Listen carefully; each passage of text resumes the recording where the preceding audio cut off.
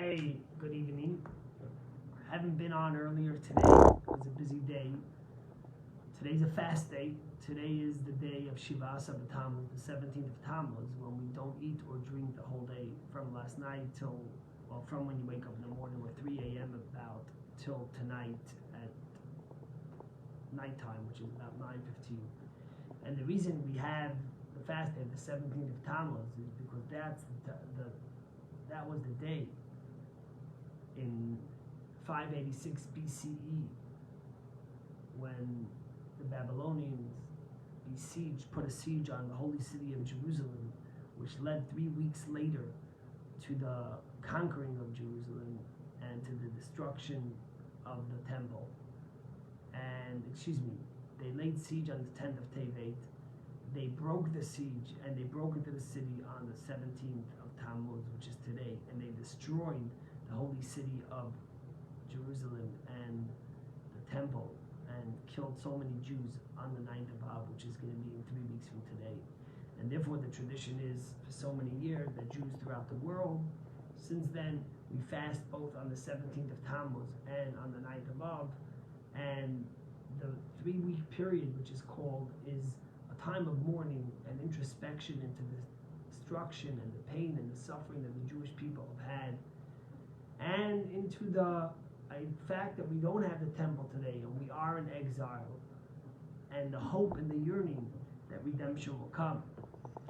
You know, I think about what's been going on the last month or two with all that started with the senseless murder of Floyd, to all the demonstrations, to what's been going on this week with Deshaun Jackson and Zach Banner, his brother, Deshaun Jackson's brother, and it's really painful to see and to think about how no matter what happens, whatever the story might be, it might be totally disconnected from the Jewish people, yet we'll always get the blame and become the center of attention. If you think about it, we have so much in common with the black community. We're minorities who have suffered so much and have been through so many exiles and suffering. Yet, for some reason, whenever the discussion comes, it boils down to the Jewish people. You know, I'm in this group called the Brookline Townside, which is a group of Brookline families. And 2 weeks ago, someone posted a banner about a demonstration that was going to be happening at the State House. And the demonstration was titled, "Defund the Police and Defend Palestinian Land." And I was on this group and I commented about it. I said, what's the connection between the two? Don't you know that the definition of anti-Semitism is when you single out the Jewish people for ridicule? How could you? And there's so many Jews on the list that were there that remain quiet. And to me, it's so worrisome. Of course, Black Lives Matter. But how could it be at the expense of focusing on the Jewish people? But today it was very comforting to see the email or the video of Zach Banners,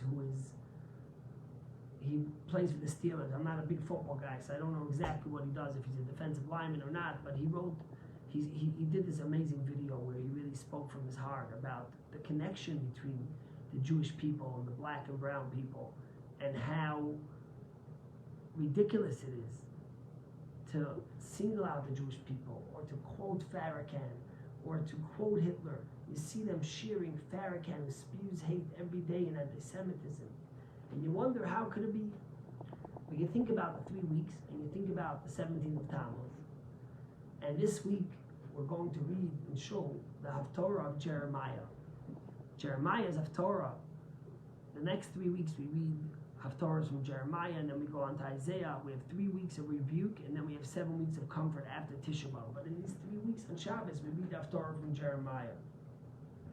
Jeremiah is one of the most famous prophets who had one of the hardest lives possible. Jeremiah was told by God to come tell the Jewish people that if they didn't fix their morality and their spirituality and their kindness, that the temple would be destroyed. And Jeremiah was ridiculed, and he was hated by his people. He survived assassination a few times. He was He was laughed at, and he was put into prison, and he lived alone. He was poor. And you see it in the description of Jeremiah. He doesn't just speak about how he speaks to the Jewish people, but he speaks about his own life. And he says words to God that he wishes that his grave, his mother's womb would have been his grave, if his mother never gave birth to him. And he speaks about how he doesn't want to do the prophecy, how he doesn't want to go do it. The word Yirmiyahu, Jeremiah, comes from the word mar, which means bitter. There was a despair, a depression within Jeremiah about the destruction of the temple. And he didn't want to be the one to do it. Yet what does God tell him? God tells him, "B'terem atzasicha, abetim yidaticha." I knew you before you were born, and I appointed you for this, and I trusted you before you came to be. Basically, God was telling Jeremiah that throughout your doubts and throughout your despair and throughout your struggles, know that God knows who you are, and God trusts you, and God appointed you, and God gives you the confidence. So throughout Jeremiah's life, when he had mar, when he was bitter, he still had faith and hope and the strength to do what he did against all obstacles, because he knew that God stood behind him. When I think about what goes on in the world, in this country, when I think about anti-Semitism, when I think about how time and again the Jews are singled out, I listen to the words that God tells Jeremiah. What does he tell him? Or actually the exact words here, I wrote it down. Before I created you. When you were not yet formed, you in the belly, I already recognized you. And when you had not yet come forth from the womb, I sanctified you, a prophet on the nations, which I made you. God says, I have hope in you. I have trust in you. And therefore you will accomplish what you need to. And then at the end of Jeremiah, in chapter 30, God says to him, God says, Ko Amar Hashem, write these words down and put it in the book. Ki hine yamim ba'im, days will come. Neum Hashem, says God. V'shafti yeshvus am Yisrael, and I will return the people, my people Israel, the Yehuda, the people of Israel and Judah.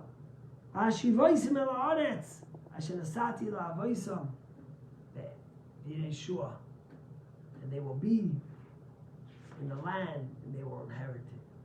So we have to be strong, we have to be principled. Of course we sympathize with the black community because we know their pain, we know their struggles.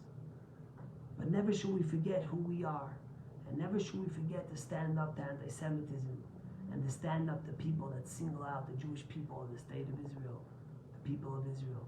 And remember the words of Jeremiah, that God tells him, before you were formed, before I even formed you in your belly, I knew you. God has faith in us. God trusts us.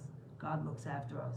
And God promises us that we will be back in Jerusalem as we are now, and the day will come when the temple will be rebuilt. May these days of fasting become days of joy and days of happiness. And may we only know good things. Have a great day.